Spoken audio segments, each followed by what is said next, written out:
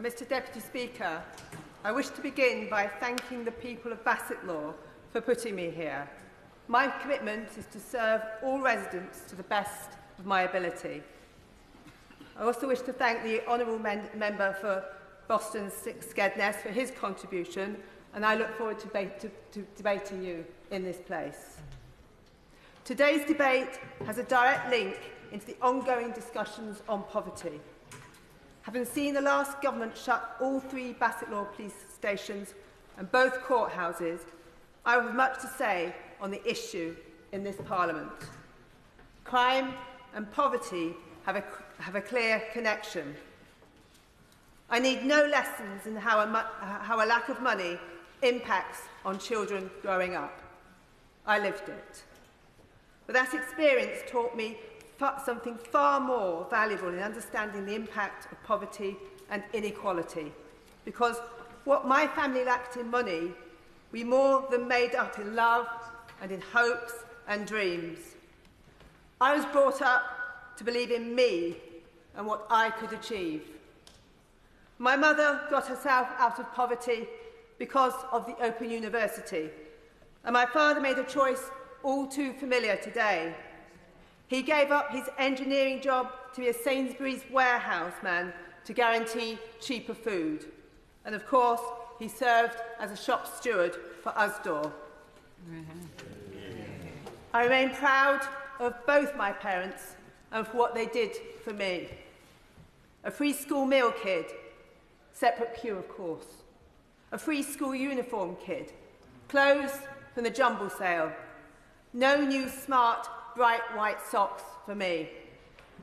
But I had no poverty of aspiration, no holding back, no shutting down of my dreams.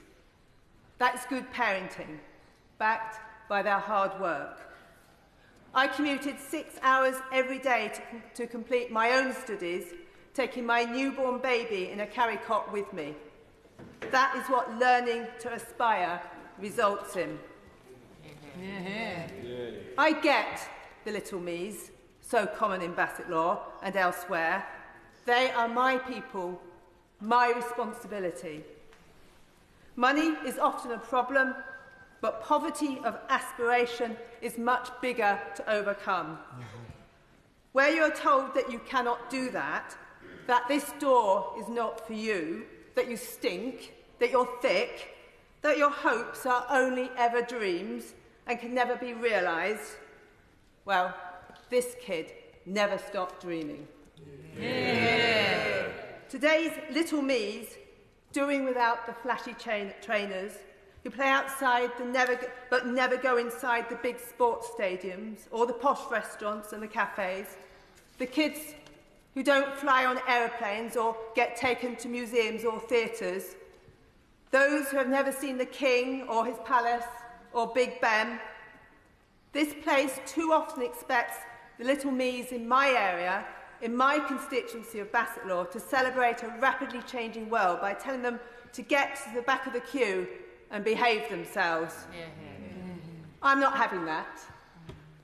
I drove trucks across the Channel, the only woman in the driver's section on the ferries.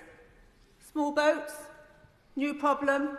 My flight cases I drove were huge with ventilation and a false bottom. The border sniffer dogs were an infrequent luxury, and I regularly ran the gauntlet of organised crime and desperate people. My predecessor had the biggest swing in 2019. I broke the record books again, but then quickly lost to even more historic swings to Labour.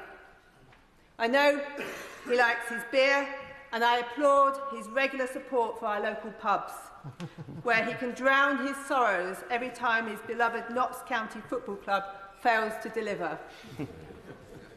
I don't know if he's planning to taking up golf, but Bassetlaw is the centre of British golf.